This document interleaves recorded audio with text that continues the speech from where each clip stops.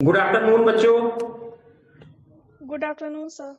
चलो, कल हम लोग बेटा पढ़ रहे थे थर्मोकपल के बारे में। बस 5 मिनट के बाद हम लोग थर्मल एक्सपेंशन स्टार्ट कर देंगे। थर्मोकपल में कुछ जरूरी चीजें।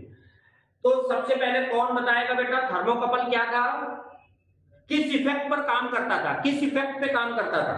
Seebeck effect. सीबेक इफेक्ट क्या था? सीबेक इफेक्ट जब दो डिफरेंट मटेरियल्स के जंक्शंस को अलग अलग टेम्परेचर पे रखते हैं तो उसमें एक थर्मल ईएमएफ जनरेट होता है ना। Yes sir. Yes sir. ये थर्मल ईएमएफ बेटा किन किन चीजों पर डिपेंड करता था? Temperature difference and material used. Temperature difference और मटेरियल यूज, ठीक है ना। और क्या बताया था कि अगर जंक्शन के टेम्परेचर को रिवर्स कर दिया जाए सर करंट का डायरेक्शन रिवर्स हो जाएगा और थर्मल ईएमएफ पे अनचेंज्ड। हाँ, कोई फर्क नहीं पड़ेगा। बिल्कुल, वेरी गुड। चलो चीजें रिकॉल है।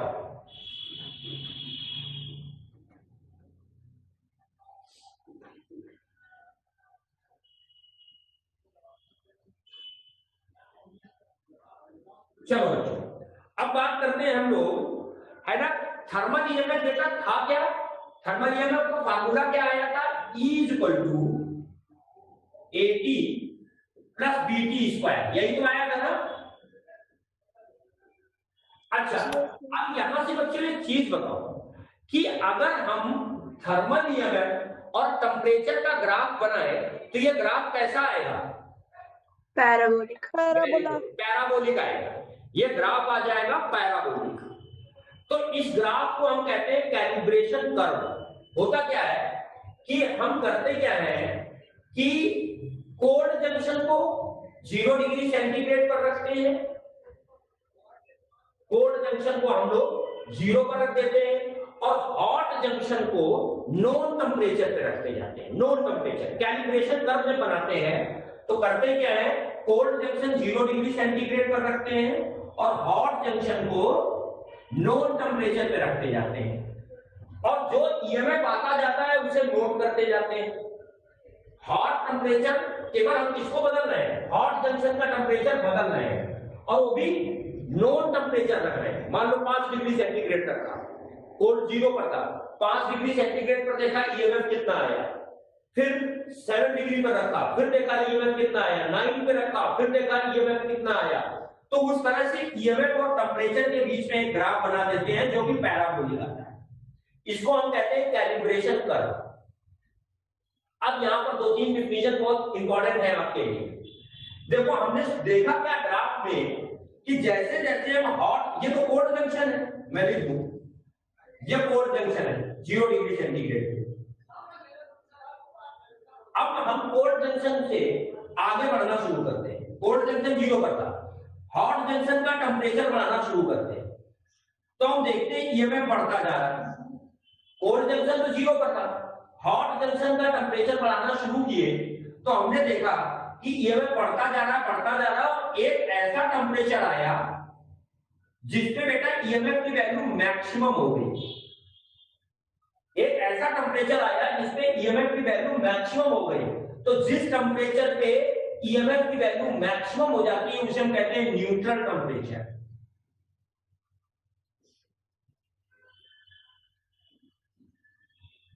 अगर तो कोई तुमसे कहेगा न्यूट्रल टेम्परेचर क्या है तो क्या बताओगे बच्चों?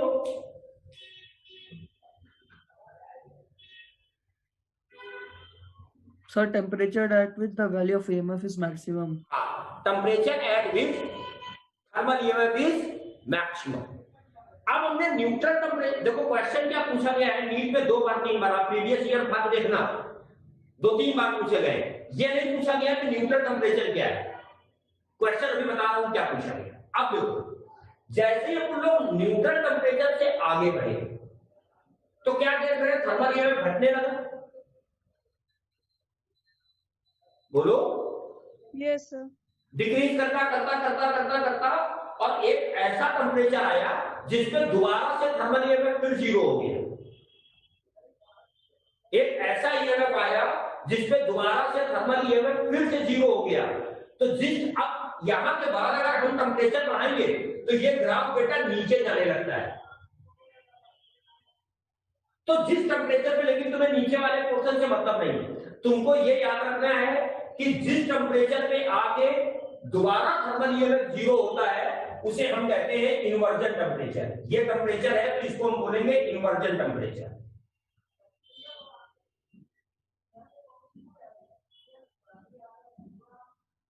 तो इस ग्राफ में दो चीजें आपको मैंने बताई, एक न्यूट्रल टेम्परेचर क्या है, न्यूट्रल टेम्परेचर वो है जहां थर्मल ईएमएफ मैक्सिमम, और एक इन्वर्जन टेम्परेचर, इन्वर्जन टेम्परेचर क्या है जहां पे थर्मल ईएमएफ आकर के 0 हो गया। क्लियर?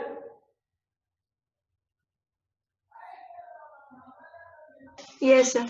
अब एक चीज देखो, यहां थोड़ा सा ध्यान से सुनोगे तो अपने आप समझ में आएगी। इस ग्राफ का स्लोप क्या है बेटा? इस ग्राफ का स्लोप क्या है? dt अपॉन dt को हम स्लोप लिख सकते हैं, यस सर। है ना? इस ग्राफ में हम de अपॉन dt को स्लोप लिख सकते हैं ना? तो इस ग्राफ का जो बेटा स्लोप होता है, जैसे पावर कल हम लोगों ने तुमसे पूछी थी, हमने पूछी थी, तो पावर आपने क्या बताया था? Rate of work done, dw upon dt, यही तो बताया था ना? Yes Yes, sir. sir. और E का फार्मूला 10th में याद करो, E का फार्मूला W अपॉन Q होता था। E का फार्मूला क्या बताया था कल आपने? W upon Q. W upon Q। तो अगर इसे हम डिफरेंशिएट कर दें तो dE अपॉन dt बराबर बेटा क्या आ जाएगा? 1 अपॉन Q तो बाहर ले लें, dW अपॉन dt आ जाएगा। इसे दोनों तरफ डिफरेंशिएट कर दिया विद रिस्पेक्ट टू t, तो ये आ जाएगा कि नहीं? Yes sir. Urvashi, yes sir. Clear है ना ये बात? यस। और dW अपॉन dt को हम पावर कहते हैं, dW अपॉन dt को हम लोग पावर कहते हैं ना? Yes, sir. dW upon dt और इधर है dE अपॉन dt, तो बेटा dE अपॉन dt को हम लोग यहां पर बोल देते हैं thermo electric power. Thermo electric power. dE upon dt को क्या बोलेंगे बेटा हम लोग? Thermo electric power. Thermo electric power. अब ये क्वेश्चन भी लोगों को पूछा हुआ क्वेश्चन, सर ग्राफ में बताओ थर्मो इलेक्ट्रिक पावर कहां पर मैक्सिमम है और कहां पे मिनिमम है?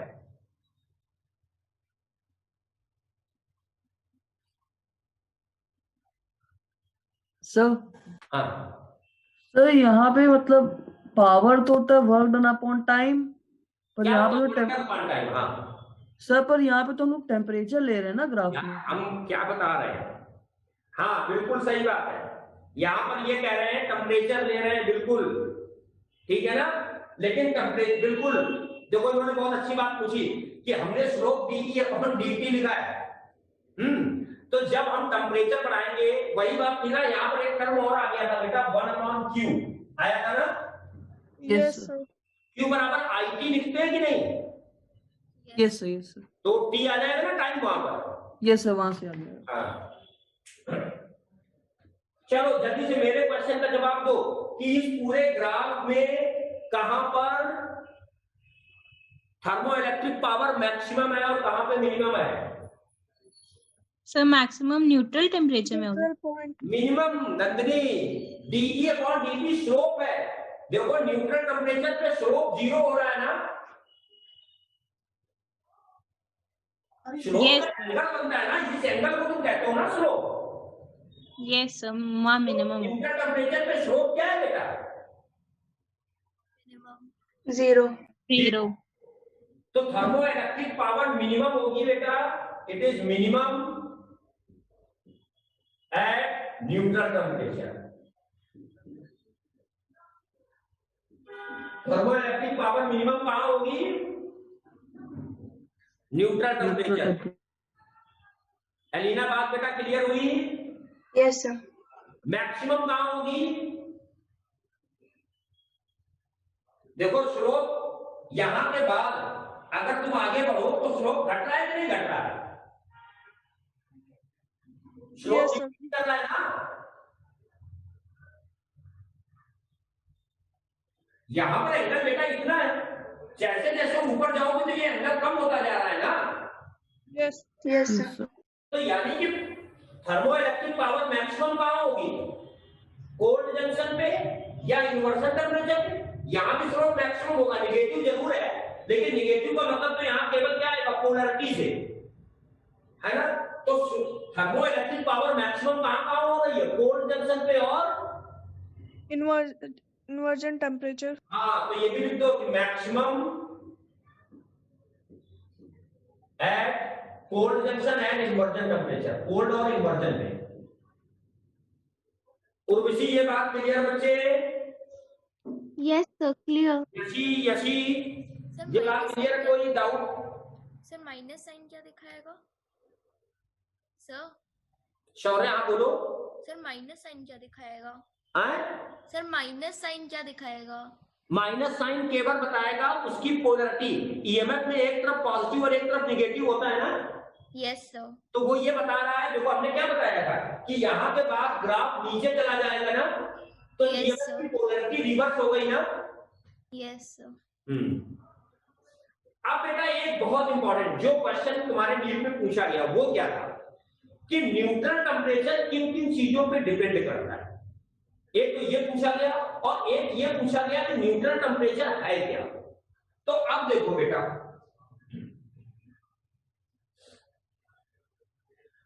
हमने कहा कि at neutral temperature, at neutral temperature dE upon dt की वैल्यू 0 है। dE अपॉन dt की वैल्यू 0 है ना। Yes, sir. E की वैल्यू उठाओ यार, रखो जरा, तो यह आ जाएगा d अपॉन dt of 80 plus bt square is equal to 0। इसको डिफरेंशिएट करो तो क्या मिलेगा, a d by dt of t 1 हो जाएगा, d by dt of t क्या हो जाएगा 1, और यहां पर क्या मिलेगा 2D. 2BT. 2bt is equal to 0। तो बेटा ये होता है न्यूट्रल टेम्परेचर। न्यूट्रल टेम्परेचर है minus a upon 2b। Neutral temperature क्या है बेटा, Minus A upon 2B. Minus a upon 2b। और दो क्वेश्चन, पहला क्वेश्चन तो देखो एक तो यही पूछा गया, तुम देखना तुम्हारे नीट में पूछा है, यही फार्मूला ही पूछा है। नीट में केवल फार्मूला पूछा, तो न्यूट्रल टेम्परेचर का फार्मूला है माइनस a अपॉन 2b। दूसरा क्वेश्चन, क्या न्यूट्रल टेम्परेचर बेटा टेम्परेचर डिफरेंस जो कोल्ड और हॉट जंक्शन के टेम्परेचर है उन पर डिपेंड करेगा? No, sir. नहीं करेगा ना। न्यूट्रल टेम्परेचर हॉट और कोल्ड जंक्शन के टेम्परेचर पे डिपेंड नहीं करेगा, क्योंकि इस फार्मूले में कहीं पर भी टेम्परेचर डिफरेंस आया क्या? No, sir. नहीं आया। तो पहला पॉइंट यही लिख दो कि neutral temperature does not depends upon temperature of hot and cold junction. Neutral temperature does not depends upon temperature of hot and cold junction.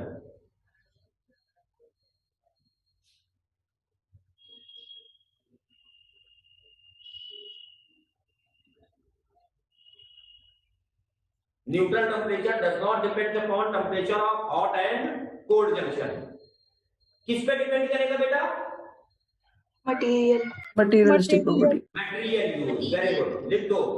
Depends upon only material used. Depends upon only material used.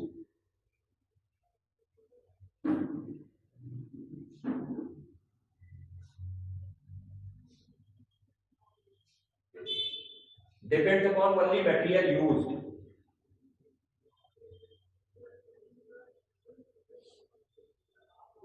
और एक point बड़ा अच्छा सा है, देखो तुम लोग खुद सोचोगे कि Tn बराबर आ रहा है minus a upon 2b। Tn बराबर आ रहा है बच्चों माइनस a अपॉन 2b। इसका मतलब बेटा कि यहाँ a और b दोनों पॉजिटिव नहीं हो सकते। अगर एक पॉजिटिव है तो एक को निगेटिव होना पड़ेगा ना। Yes, sir. क्योंकि कोल्ड जंक्शन ऑलरेडी तुमने 0 पे लिया है, तो न्यूट्रल टेम्परेचर निगेटिव तो हो नहीं सकता। हर्ष बोलो। Yes, sir. Yes, sir. हाँ, तो आप ये पॉइंट भी लिख लो कि A and B both does not have same sign, they have opposite sign.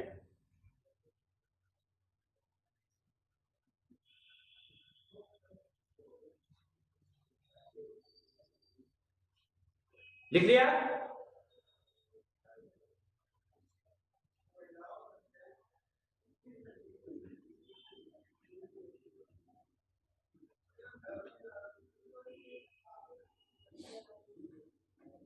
तो बेटा ये थर्मोमेट्री खत्म। अच्छा, सन का टेम्परेचर हम लोग किस डिवाइस से मेजर करेंगे? Pyrometer. Pyrometer. हाँ, ठीक, चलो याद है।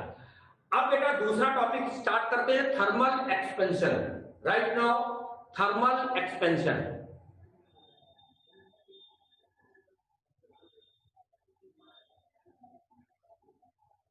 अब बच्चों एक चीज देखो, हालांकि ये मैं गलत पढ़ा रहा हूं, गलत इसलिए बता रहा हूं तुम्हें क्योंकि मैक्सिमम टाइम बच्चे गलत बातें ही समझते हैं, उनको अच्छा लगता है सुनना ये बात। हालांकि ये गलत है, मैं इसको, तुम लोग अच्छे बच्चे हो, मैं सही भी करूंगा। होता क्या है कि लोग जब ये पूछते हैं what is the cause of thermal expansion, किसी भी मटेरियल को हम गर्म करते हैं या उसका टेम्परेचर इंक्रीज करते हैं, है ना, तो क्या कारण होता है, क्या रीजन है कि वो एक्सपेंड कर जाते हैं? तो जनरली लोग बोलते हैं, जनरली वीडियो में भी तुम देखोगे तो लोग ये बोल देते हैं कि जब हम टेम्परेचर बढ़ाते हैं तो मॉलिक्यूल्स की काइनेटिक एनर्जी बढ़ जाती है, मॉलिक्यूल की काइनेटिक एनर्जी बढ़ने से उनमें कोलिजन बढ़ जाता है और उस कोलिजन को अवॉइड करने के लिए मॉलिक्यूल्स अपने बीच की डिस्टेंस को बढ़ा लेते हैं और ऐसा बोला जाता है कि that is the cause of thermal expansion. पहले ये बात जो मैंने बोली फिर से एक बार मैं रिपीट कर रहा हूं कि जब हम लोग किसी भी चीज का टेम्परेचर बढ़ाते हैं, किसी भी बॉडी का टेम्परेचर बढ़ाते हैं, तो बॉडी के बीच में जो मॉलिक्यूल्स हैं, बॉडी में जो मॉलिक्यूल्स हैं उनकी काइनेटिक एनर्जी बढ़ती है। उनकी काइनेटिक एनर्जी बढ़ने से, चूंकि हमें मालूम है मॉलिक्यूल्स में रैंडमनेस होती है या अपने मीन पोजीशन के अबाउट ऑक्सीडेट करते रहते हैं, तो जब टेम्परेचर बढ़ाओगे तो उनकी काइनेटिक एनर्जी बढ़ेगी। जब काइनेटिक एनर्जी बढ़ेगी तो उनमें कोलिजन के चांस बढ़ जाएंगे और जब उनमें ज्यादा कोलिजन होने लगता है, इस चीज को अवॉइड करने के लिए मॉलिक्यूल्स अपने बीच की डिस्टेंस को बढ़ा लेते हैं ताकि वो कोलिजन को अवॉइड कर सके। ये बात समझ में आई?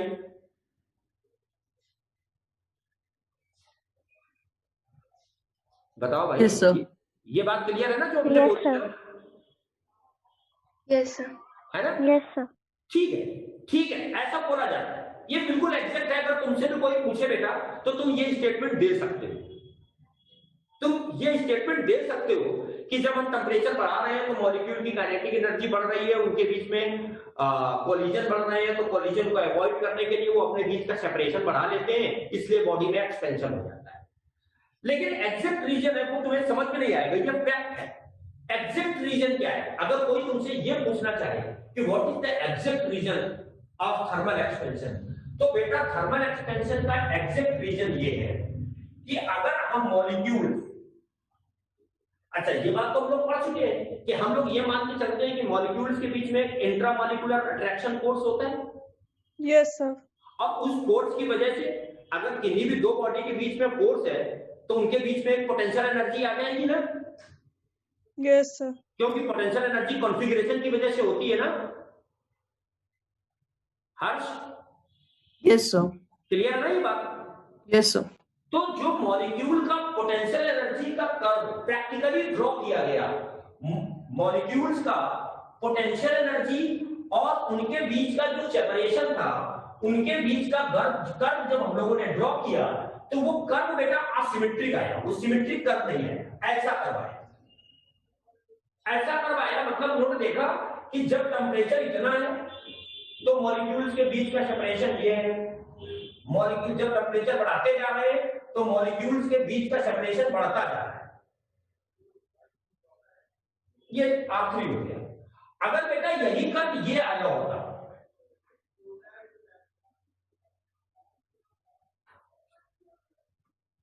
अगर ये कर्व सिमेट्रिक आया होता तो बेटा एक्सपेंशन होता क्या किसी टेम्परेचर पे? अगर ये कर्व सिमेट्रिक आया होता, ऐसा मिलता तो हर एक टेम्परेचर में मॉलिक्यूल के बीच का सेपरेशन बराबर आता कि नहीं आता? Yes, sir. Yes, sir. तो क्या एक्सपेंशन होता? No, sir. तो No, sir. अगर आपसे कोई बंदा लॉजिकली पूछता है या किसी एग्जाम में पूछा जाता है कि what is the cause of thermal expansion, तो आप ये लिखोगे asymmetric potential energy curve of the molecule. Potential energy का जो कर्व है उसका असिमेट्रिक होना ही थर्मल एक्सपेंशन का रियल कॉज है। तो आप लिख दो एक पॉइंट इसके नीचे, the cause of thermal expansion is the asymmetric curve of potential energy.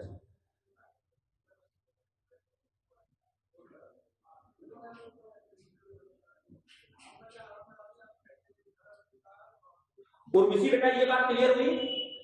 Sir please repeat. है सर रिपीट कर दीजिए।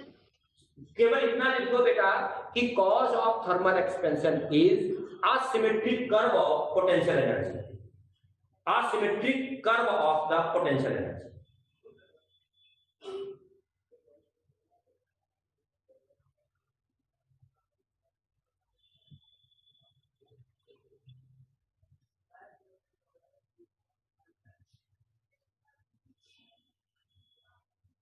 लिख लिया?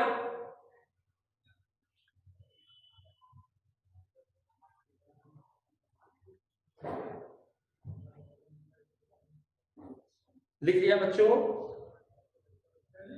सर हाँ सर ये कर्व के अंदर R1 R2 R3 लिखा हुआ है। ये मॉलिक्यूल के बीच की डिस्टेंस है कि किसी रूम टेम्परेचर पे और नॉट है, जब थोड़ा सा बढ़ा दिया तो फिर बढ़ गया, फिर और बढ़ गया, है ना। तो ये देखा गया कि हर एक टेम्परेचर पे मॉलिक्यूल के बीच का सेपरेशन अलग अलग मिल रहा है, सिमेट्रिक नहीं मिल रहा है। Okay sir. अब देखो बेटा, थर्मल एक्सपेंशन को तीन कैटेगरी में हम लोग रखते हैं। थर्मल एक्सपेंशन को तीन कैटेगरी में हम लोग रखते हैं। पहला लिखते हैं लीनियर थर्मल एक्सपेंशन जो है ना,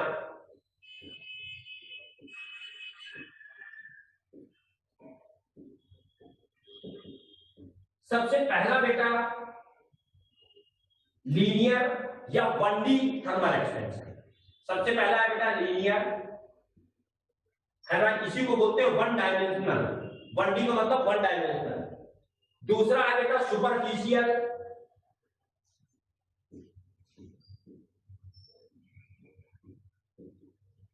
या इसी को बोल देते हैं एरियल, एरिया चेंज होता है, या इसी को बोलेंगे 2D एक्सपेंशन। और तीसरा है बेटा क्यूबिकल या वॉल्यूम एक्सपेंशन। क्यूबिकल और वॉल्यूम या 3D एक्सपेंशन। तो थर्मल एक्सपेंशन को तीन कैटेगरी में रखना, लीनियर या 1D एक्सपेंशन, सुपरफिशियल और 2D एक्सपेंशन, क्यूबिकल और 3D एक्सपेंशन, 3 डायमेंशन। अब बेटा याद रखो कि अगर आप किसी सॉलिड का एक्सपेंशन कर रहे हो, जैसे एक रॉड है, रॉड का टेम्परेचर बढ़ाओगे तो रॉड की लेंथ भी बढ़ेगी, रॉड का एरिया भी चेंज होगा, और लेंथ और एरिया चेंज हो गया तो वॉल्यूम भी चेंज हो जाएगा ना। Yes, sir. यानी कि जो लीनियर एक्सपेंशन है ये तो सॉलिड में आएगा, लेकिन बेटा गैसेस के बारे में हम लोग क्या कहते हैं कि गैसेस हमेशा वॉल्यूम ऑक्यूपाई करती है ना। Yes, sir. Yes, sir. तो गैसेस में कभी भी लीनियर एक्सपेंशन नहीं आएगा। सॉलिड में मतलब आप कह सकते हो in the solid, linear, superficial and cubical all the expansion are occurs. Solid में तीनों तरीके के एक्सपेंशन हो सकते हैं, लेकिन बट इन द गैसेस में केवल और केवल क्या होगा बेटा,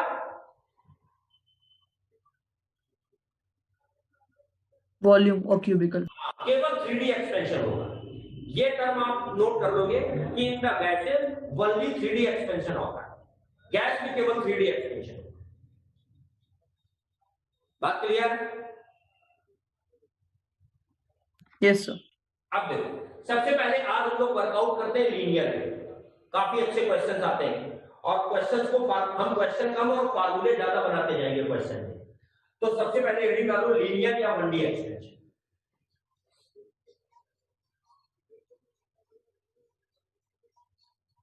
लीनियर और वन डे एक्सटेंशन। और ये फार्मूले बेटा डायरेक्ट आपको बताएंगे। देखो, जब हम किसी भी मटेरियल का टेम्परेचर बढ़ाते हैं और अगर उसकी लेंथ बढ़ रही है तो लेंथ बढ़ती है बेटा LT is equal to L0 1 plus alpha into delta T. Length कैसे बढ़ती है? LT is equal to L0 1 plus alpha into delta T. लिखो ये फार्मूला बेटा।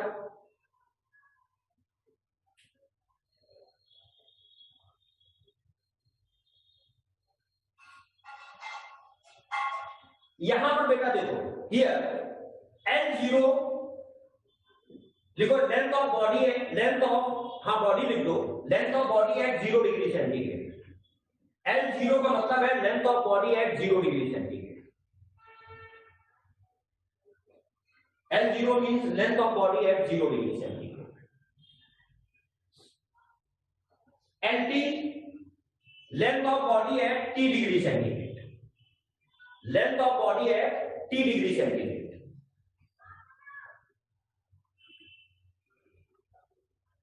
लेंथ ऑफ बॉडी है T degree centigrade. Alpha, alpha लिखो, thermal coefficient of linear expansion. Thermal alpha है बेटा thermal coefficient of linear expansion.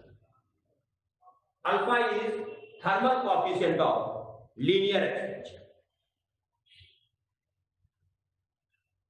and delta T is the temperature difference. delta T temperature difference है, 0 से कितना temperature बढ़ा के लेंगे। लेकिन बच्चों नॉर्मली जो क्वेश्चन आएगा वो तो रूम टेम्परेचर से आएगा, और रूम टेम्परेचर कितना होता है बेटा? 20 डिग्री, है 25 डिग्री 25 डिग्री सेंटीग्रेड। तो इस फार्मूले को आप रूम टेम्परेचर पे यूज करोगे, तो रूम टेम्परेचर पे जब यूज करोगे तो ये लिख दोगे L2 is equal to L1 1 plus alpha into delta T. L1 होगी इनिशियल लेंथ, L2 होगी फाइनल जिस टेम्परेचर पर दे रहा है, अल्फा वही है, डेल्टा टी टेम्परेचर डिफरेंस है। तो इस फार्मूले को अपन लोग ऐसे भी यूज कर सकते हैं। अब एक चीज यहां से ध्यान दे दो, इस फार्मूले को लिख लो, फिर हम आगे बढ़ेंगे।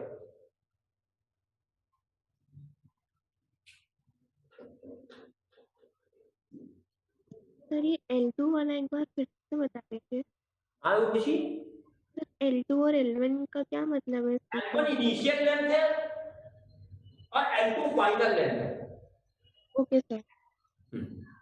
अब देखो बच्चों, यहां से अल्फा की वैल्यू अगर हम लोग निकालते हैं, फिर ग्राफ प्लॉट करते हैं हर एक मटेरियल में, अल्फा की अगर वैल्यू निकालो तो अल्फा बराबर आएगा LT minus L0 upon L0 into delta T. देख लो यहां से L0 से मल्टीप्लाई कर लो तो अल्फा की यही वैल्यू आएगी,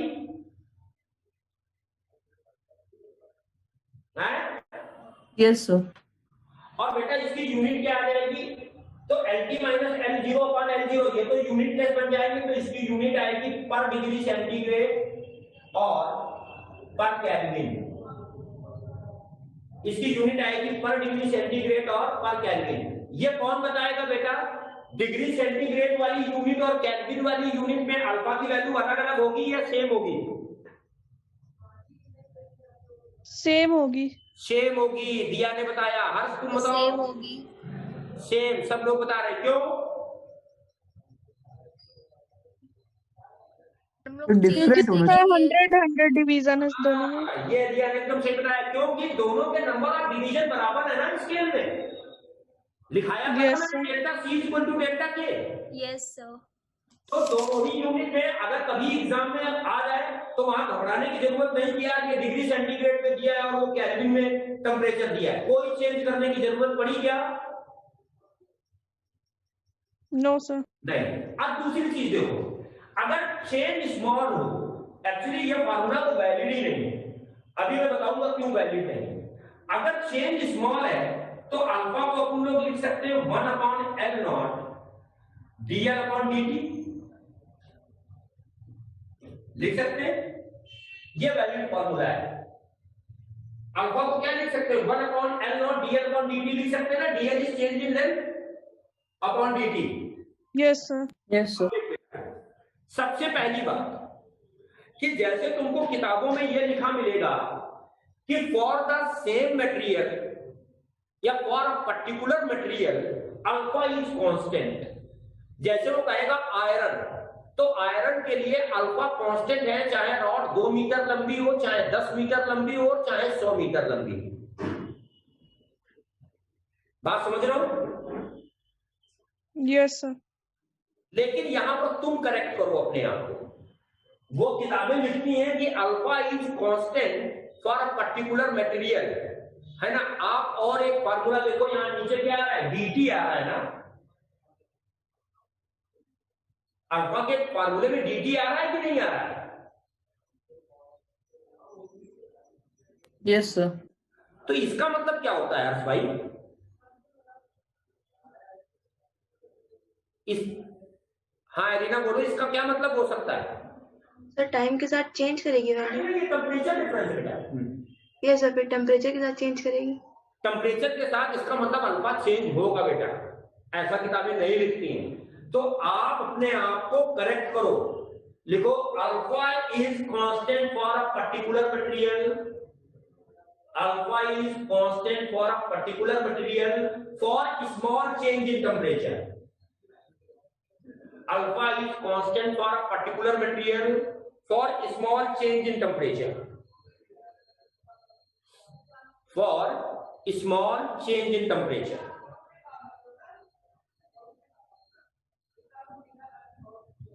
टेम्परेचर में स्मॉल चेंज अगर है तो अल्फा कांस्टेंट होगा। दूसरी बात बच्चों, एक चीज और बेटा, मटेरियल अगर जितना ज्यादा आयनिक है, मटेरियल अगर जितना ज्यादा आयनिक है उसका अल्फा उतना ज्यादा होगा। कोई एक्सप्लेन कर सकता है? मैंने ये स्टेटमेंट लिखते जाओ, सोचते जाओ मैंने ये क्यों बोला।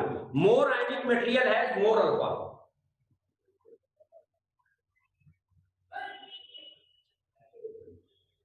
मोर आयनिक मटेरियल है मोर alpha.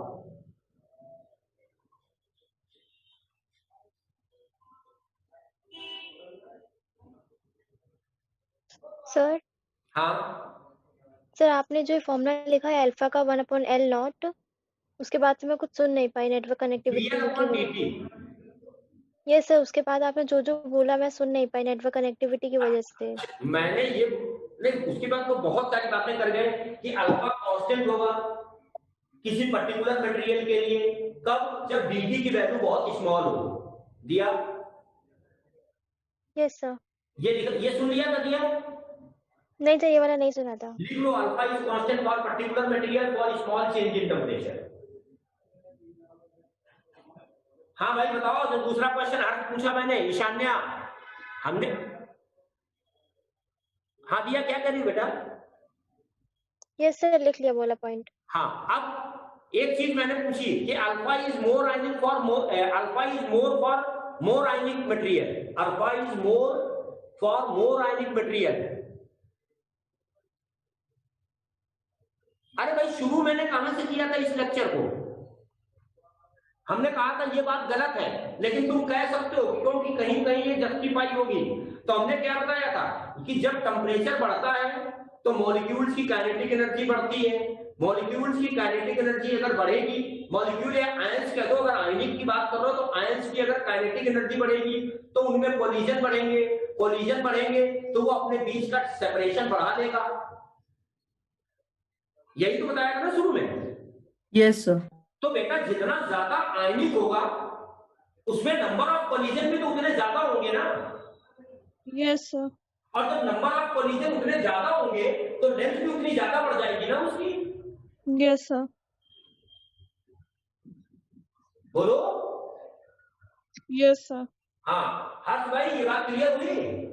Yes, sir. Yes, sir. हाँ, तो ये स्टेटमेंट हालांकि आपके लिए होना चाहिए कि alpha is more ionic for more, alpha is more for more ionic material. अब एक चीज और देखो, अगर ये ग्राफ खींचे, ध्यान से सुनते जाना ग्राफ, अगर ये ग्राफ पर बेस्ड क्वेश्चन आते हैं, अगर हम ये ग्राफ खींचे तो ग्राफ स्ट्रेट लाइन मिलेगा? Yes sir. Length Yes, of sir. Temperature का ग्राफ स्ट्रेट लाइन होगा, और वो ग्राफ कैसा होगा, लेंथ और टेम्परेचर का अगर तुम लोग ग्राफ खींचेंगे तो जब डेल्टा टी जीरो होगा, डेल्टा टी जीरो होगा तो एल टी एल नॉट के बराबर होगा ना।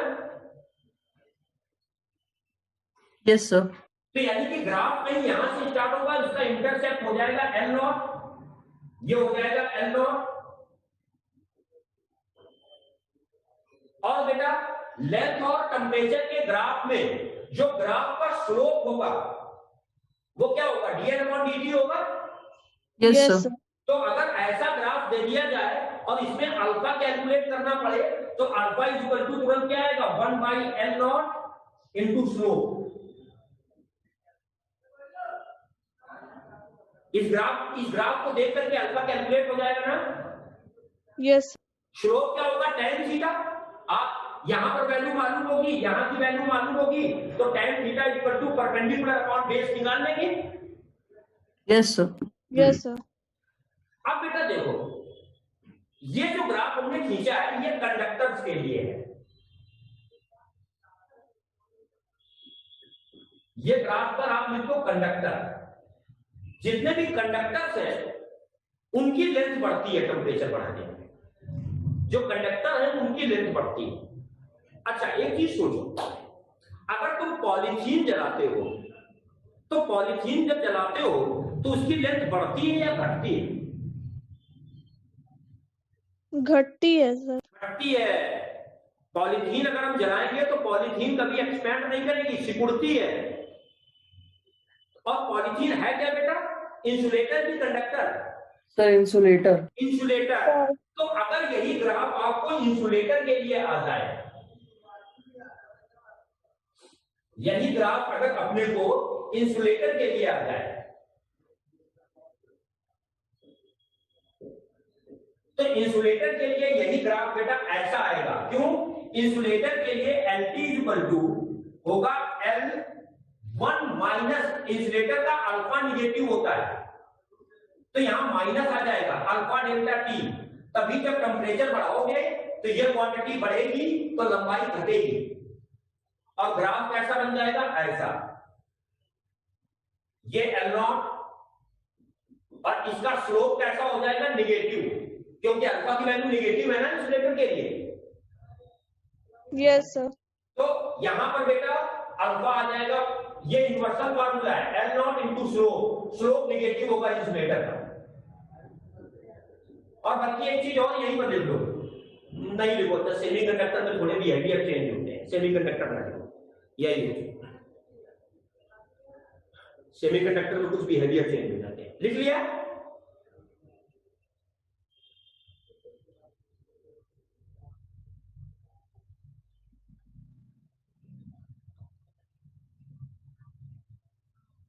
हो गया बच्चों? Yes sir. अच्छा एक चीज और, एलॉय क्या होता है? एलॉय के बारे में तो काफी सुन रखा होगा ना आप लोगों ने। मिक्सचर। एलॉय होता क्या है माही, बोलो। मेटल एंड नॉन मेटल का मिक्सचर। जोर से बोलो बेटा। मेटल एंड मेटल और नॉन मेटल का मिक्सचर।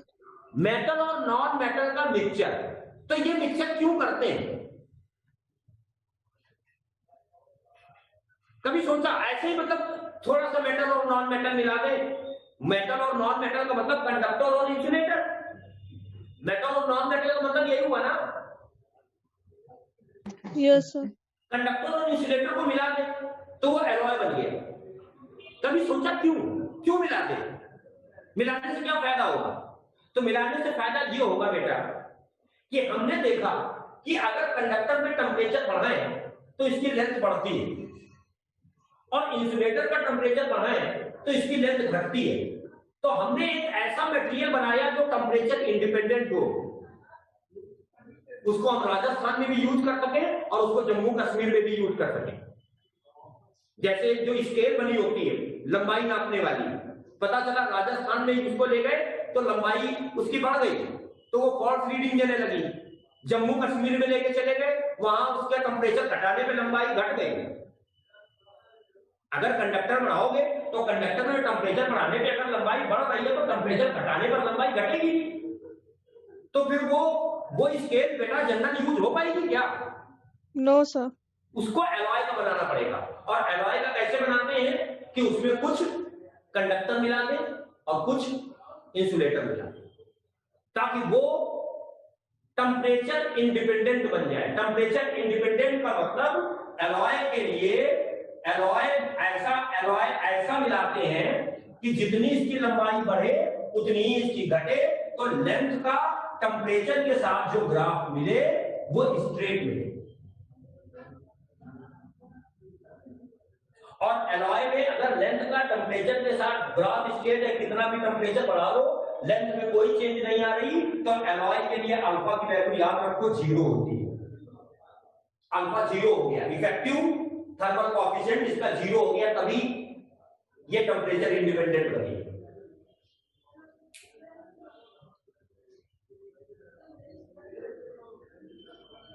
बात क्लियर?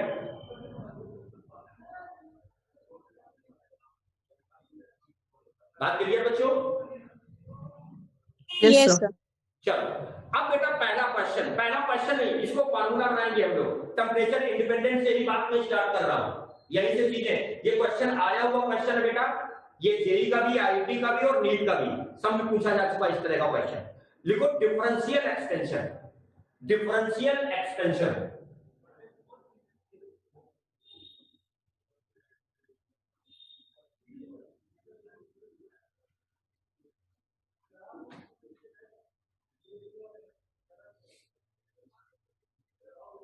देख बेटा, डिफरेंशियल एक्सपेंशन हम कहते किसे हैं? Temperature independent. अब ब्रैकेट में लिख दो टेम्परेचर इंडिपेंडेंट। टेम्परेचर इंडिपेंडेंट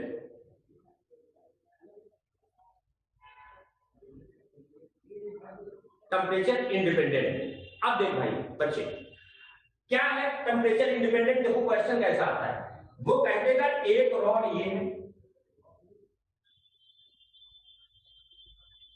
इसकी लेंथ L1 है और इसका coefficient of thermal expansion alpha 1 है। इस रॉड के ऊपर एक रॉड ये बेंड कर दी, जोड़ दी इसके साथ। इस रॉड के ऊपर एक रॉड और जोड़ दी जिसकी लेंथ L2 है और coefficient of thermal expansion alpha 2 है। ये काम रूम टेम्परेचर पे कर दिया हमने।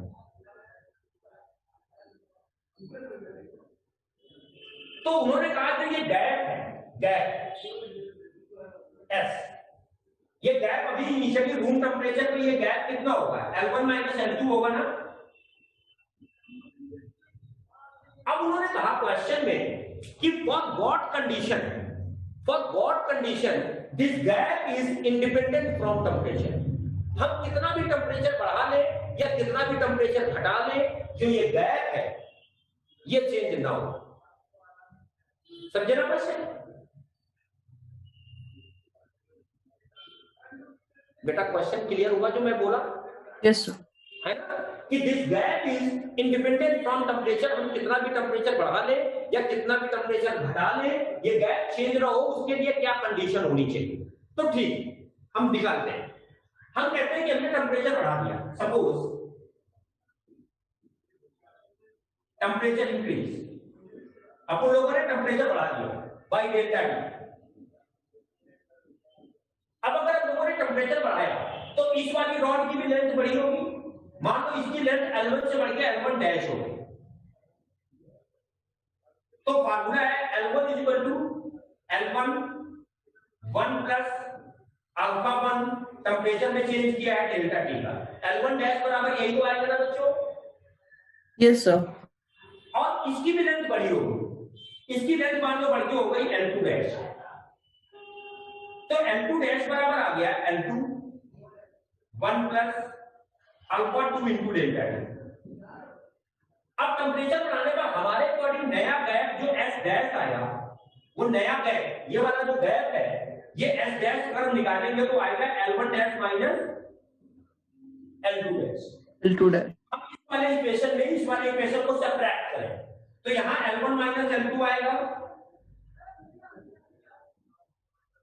यहां पर L1 अल्फा 1 बचेगा, यहां L2 अल्फा 2 बचेगा, डेल्टा टी कॉमन ले लें तो ब्रैकेट में आ जाएगा L1 alpha 1 minus L2 alpha 2 into delta T. कोई डाउट यहां पर?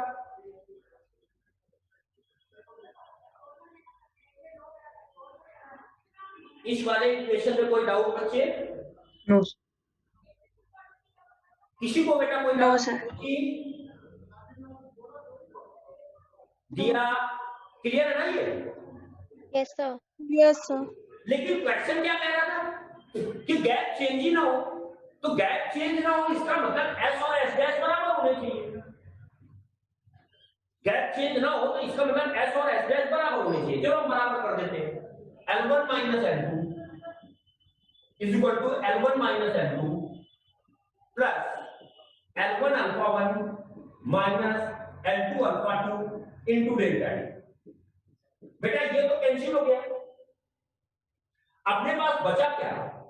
L1 alpha 1 minus L2 alpha 2 into delta T is equal to 0। अपने पास तो यही बचा। अब ये पूरी की पूरी चीज जीरो कब हो सकती है? या तो डेल्टा टी 0 या ये 0।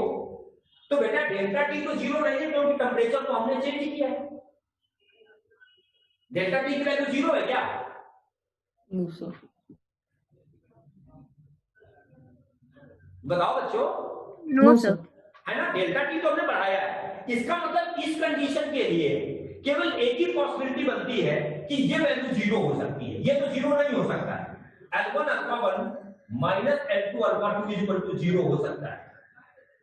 इसका मतलब बेटा यहां से आ गया L1 alpha 1 is equal to L2 alpha 2, यानी कि आप लिख सकते हो कि L1 अपॉन L2 जो उनकी लंबाई का रेशियो है वो अल्फा 2 अपॉन अल्फा 1 के रेशियो के बराबर हो। अगर ये कंडीशन वो अटेंड करती है तो ये गैप टेम्परेचर से इंडिपेंडेंट होगा।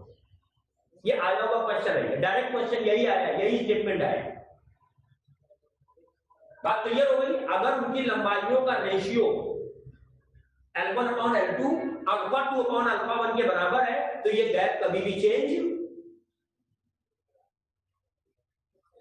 नहीं होगा।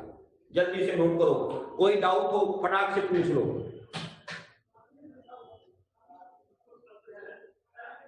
एक मिनट हट जाइए। ये कंडीशन याद करोगे तुम्हारे लिए बहुत इंपॉर्टेंट कंडीशन है ये, इसमें डायरेक्ट क्वेश्चन निकलेंगे।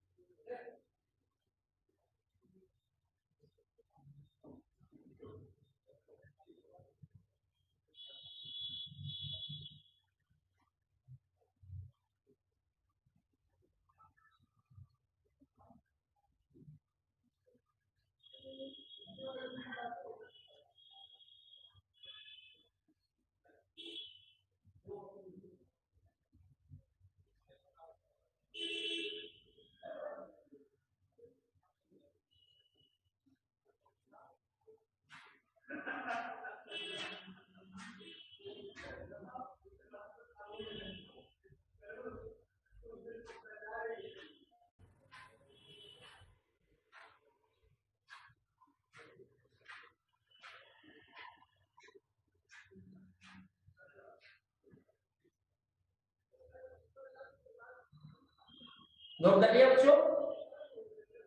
Yes sir. अच्छा, दूसरी तो बता दिया करो यार, तो बैठे। दूसरा, अब आप लोग एक चीज बताओ, बिल्कुल सेम वे में आप खुद सोच के बताओगे या करके बताओगे, लिख के बताओगे कि अगर हम रॉड को ऐसे जोड़ दें, रॉड को हम ऐसे जोड़ दें, दो रॉड जोड़ दिए, एक रॉड की लेंथ L1 थी और एक रॉड की लेंथ L2 थी। ये अल्फा 1 है और ये अल्फा 2 है। अब कहता है जो टोटल लेंथ है, total length independent from temperature, मतलब हम कितना भी टेम्परेचर बढ़ा दें, ये जो टोटल लेंथ है L1 प्लस L2 की वैल्यू टेम्परेचर से इंडिपेंडेंट हो, उसकी क्या कंडीशन होगी? निकाल सकते हो? बच्चों निकाल सकते हो कि हम निकालें? बोलो यार, टाइम नहीं, मेरी 4 बजे से दूसरी क्लास है भैया। तो निकाल के देख रहे हो। निकाल लेंगे ना। देखो ऐसे निकालेंगे, मैं हिंट कर रहा हूं, आप खुद सोच लोगे। ये एल है, जब टेम्परेचर बढ़ाओगे तो एल डैश बराबर आएगा, इसकी लेंथ बढ़ के L1 डैश हो जाएगी, इसकी लेंथ बढ़ के L2 डैश हो जाएगी। ठीक है बच्चों, फिर अपन लोग करेंगे क्या, एल और एल डैश को बराबर कर देंगे। अच्छा सिंपल, मोटे तौर पर ऐसे सोच लो यार, कुछ करने की जरूरत नहीं। ये टेम्परेचर इंडिपेंडेंट हो, तो इसका मतलब अगर हम टेम्परेचर बढ़ाएं तो अगर एक रॉड की लंबाई बढ़े तो दूसरे रॉड की लंबाई घट जानी चाहिए उतनी, तभी तो टोटल लेंथ कांस्टेंट रहेगी। Yes sir. Yes, sir. Nandini, Yes, sir. है ना? तो इसका मतलब हुआ क्या कि एक की लंबाई बढ़ जाए टेम्परेचर बढ़ाने पर और दूसरे की घट जाए। इसका मतलब हुआ ये कि एक का अल्फा पॉजिटिव हो तो दूसरे का अल्फा नेगेटिव। समझ रहे हैं ना बच्चे? एक का अल्फा अगर भाई हम क्या करें, टोटल लेंथ टेम्परेचर से चेंज ना हो, तो इसका मतलब अगर टेम्परेचर तुम इंक्रीज करो, अगर तुम टेम्परेचर इंक्रीज करो तो अगर एक रॉड की लेंथ इंक्रीज हो तो दूसरे रॉड की लेंथ उतनी डिक्रीज हो जानी चाहिए ना। Yes sir. और डिक्रीज होने का मतलब अगर एक रॉड का अल्फा पॉजिटिव है तो दूसरे रॉड का अल्फा क्या होना चाहिए, नेगेटिव, क्योंकि जिसका पॉजिटिव होगा उसकी लंबाई बढ़ेगी और जिसका अल्फा नेगेटिव होगा उसकी लंबाई घटेगी। तो सिंपल सा बेटा रिजल्ट यही रहेगा, बस अंतर ये आ जाएगा L1 अपॉन L2 का जो रेशियो होगा, क्योंकि अल्फा 1 और अल्फा 2 के नेचर अलग अलग हो गए तो ये नेगेटिव हो गए। बाकी तो क्वेश्चन वही है टेम्परेचर इंडिपेंडेंट वाला, तो रिजल्ट यही रहेगा, बस यहां पर क्या आ जाएगा बेटा, L1 upon L2 equal to minus alpha 2 upon alpha 1। दिया, इस बात में कोई दिक्कत हो बताओ बेटा? No, sir, no doubt. Ishanya? No sir, no doubt. No doubt. Janhvi? Mahi? No, sir. है ना? सबको समझ में आ गया आई थिंक कि अगर rod side by side connected है तो L1 अपॉन L2 की value negative of alpha 2 upon alpha 1 के बराबर होनी चाहिए, और अगर नाइट रॉड ऐसे बिल्ड किए गए हैं तो L1 अपॉन L2 का रेशियो अल्फा 2 अपॉन अल्फा 1 के बराबर होना चाहिए। ओके बेटा जानवी? सर हाँ सर, इसका डेरिवेशन याद करना इम्पोर्टेंट है या फिर इसका सिर्फ मतलब फाइनल रिजल्ट याद रखो, ये न्यूमेरिकल है बेटा, ये आप अपनी एनसीईआरटी में ढूंढोगे नहीं मिलेंगे, ये न्यूमेरिकल है बेटा, ये रिजल्ट नहीं है बेटा। समझ रहे हैं ना? Yes sir. हाँ, इनका डेरिवेशन नहीं याद करना है। इस टॉपिक से डेरिवेशन नाम पे केवल तुमसे एक चीज पूछी जा सकती है, वो मैं करा दूंगा कि अल्फा बीटा और गामा, अभी बीटा और गामा पढ़े नहीं उनके रिलेशन के बारे में, बाकी इससे न्यूमेरिकल ही आएगा। ठीक है बच्चों? Yes sir. चलो तो आज बेटा इतना ही रखते हैं, ठीक है ना बेटा? मेरी फिर से लगातार क्लास है तो आप थोड़ा पहले छोड़ रहा हूं, ठीक है बच्चों? यस। ओके, थैंक यू बच्चों। Thank you, sir. Thank you thank बेटा। You sir. थैंक यू बेटा।